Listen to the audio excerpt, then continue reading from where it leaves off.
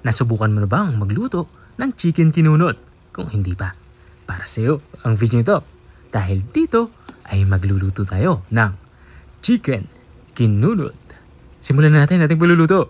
Papainit lang tayo dito kawali. Kapag uminit na ito, lagyan na natin ito ng konting mantika. At kapag uminit na yung ating inilagay na mantika, magsimula na tayo mag-isa. Naglalagay na nga ako dito ng sibuyas. Pulang sibuyas yung ginagamit ko dito. Pero pwede kayong gumamit ito ng puting sibuyas. Walang problema yan. Matapos ko mailagay yung sibuyas, dito naman tayo sa bawang.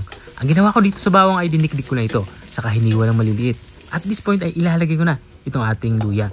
Hiniwa ko lang ito ng pahaba, saka maninipis. Igigisa nga natin ito hanggang sa malanta ito at lumabas yung aroma. At kapag ganito na itsura ng ating mga panggisang sangkap, ilalagay na natin itong ating karning manok. Ang ginawa ko lang dito sa karning manok ay pinalambot ko ito saka hinimay ng pahaba.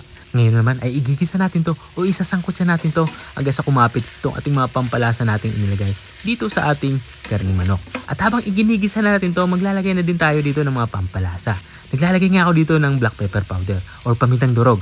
At para naman sa ating pampaalat, naglalagay ako dito ng patis. Kung wala kayong patis, okay lang yasin. Walang problema yan. Haluin lang natin to para kumapit itong ating mga pampalasang inilagay dito sa ating karning manok. At kung andyan ka pa rin at nanonood hanggang dito sa parte ng aking video, ibig sabihin na interesado ka sa aking niluluto, pwede mo na may comment kung taga saan ka para alam ko hanggang saan umabot ang aking video. Balik tayo dito sa ating nilulutong ulam. At this point ay nilalagyan ko na ito ng gata. Bali 200 ml na gata ang aking inilagay dito. At para siguradong malasa yung ating ulam, naglalagay ako dito ng isang pirasong chicken cube. Tinunaw ko lang ito bago ko ito hinalo dito sa ating nilulutong ulam. At this point naman, itatakpan na natin ito at papakuloy natin ito kahit mga 3 minuto. Maluto lang yung ating inilagay na gata. Makalipas ng 3 minuto ay binuksan ko na nga ito. Dito naman sa part nito ay titikma ko na kung pasok na sa akin panlasa ang lasa nito.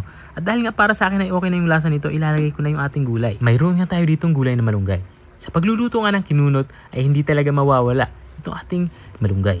Dinamihan ko na nga yung aking inilagay na gulay na malunggay. Mas maraming gulay, mas masarap.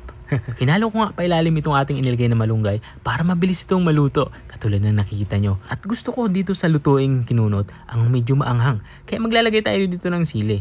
Siling pula at siling green yung aking ilalagay dito para siguradong maanghang nga itong ating nilulutong ulam. Pero naman ito ay optional. Kung ayaw nyo ng maanghang ay kahit wag nyo nang lagyan. At this point nga ay tatakpan ko ulit ito. Isisimmer natin to kahit kalahating minuto. Maluto lang ng tuluyan itong ating inilagay na gulay na malunggay. Makalipas nga ng kalahating minuto ay binuksan ko na nga ito. Dito nga sa parte nito ay lutong-luto na nga itong ating ulam pananghalian.